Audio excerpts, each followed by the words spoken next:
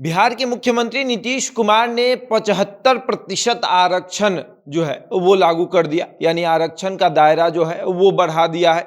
और आरक्षण के दायरे बढ़ाने के बाद अब भूमिहार नेता कह रहे हैं कि देखिए ये बिल्कुल गलत है, इस पर कोई भी जो है वो सवाल नहीं खड़े कर रहा है, तो हम भी इसका समर्थन कर देते हैं, लेकिन कुछ सवाल है उसका जवाब दे दीजिए। और उसके बाद वो सवाल करते हैं, वो कहते हैं कि जब भूमिहार जो है उसके पास संपत्ति कम है, वो उनकी संख्या कम है, तो फिर उसको आरक्षण क्यों नहीं। और इसी पर हम चर्चा करेंगे, लेकिन उसके पहले नमस्कार, मेरा नाम शशांक पांडे, आप जनता जंक्शन पर मुझे देख रहे हैं। कैमरे के पीछे विशाल खड़े हैं। और बिहार के मुख्यमंत्री नीतीश कुमार पहले जाति आधारित जनगणना कराते हैं और उसके बाद उसके आधार पर आरक्षण देते हैं।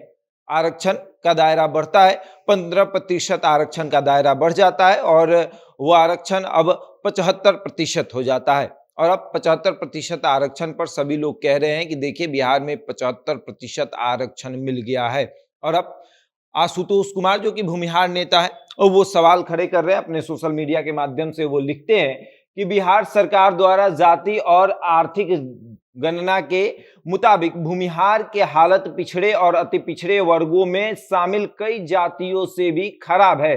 पिछड़े, अति पिछड़ों, अनुसूचित जातियों और जनजातियों के लिए आरक्षण का दायरा बढ़ाकर 75% कर दिया गया।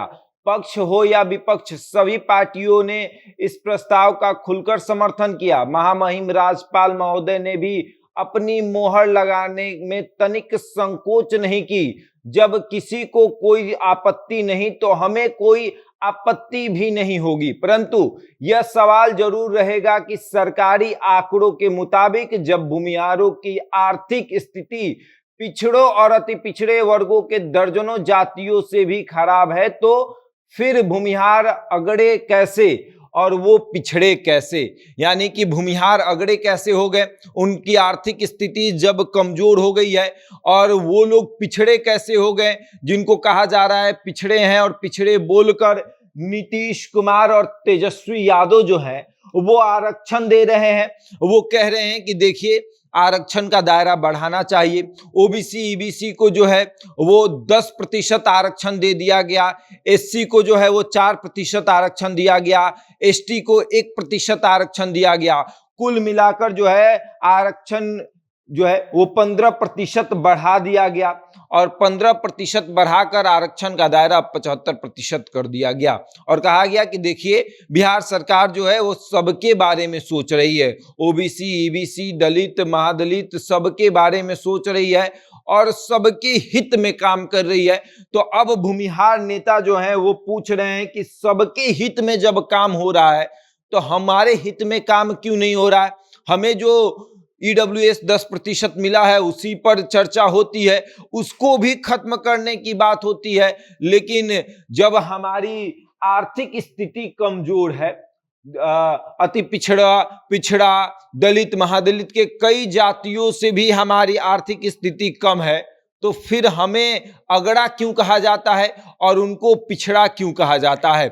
सबने तो आरक्षण में अपना सहमति जता दिया, यहां तक कि महामहिम राज्यपाल ने भी तनिक संकोच नहीं किया और उन्होंने साइन कर दिया। और अब आशुतोष कुमार कहते हैं कि देखिए जब सब लोग सहमत हैं तो हम भी सहमत हैं, लेकिन सवाल बस इतना है कि जब कई जातियों के मुताबिक हम कमजोर हैं आर्थिक स्थिति में, तो हम अगड़े कैसे हो गए और वो पिछड़े कैसे हो गए।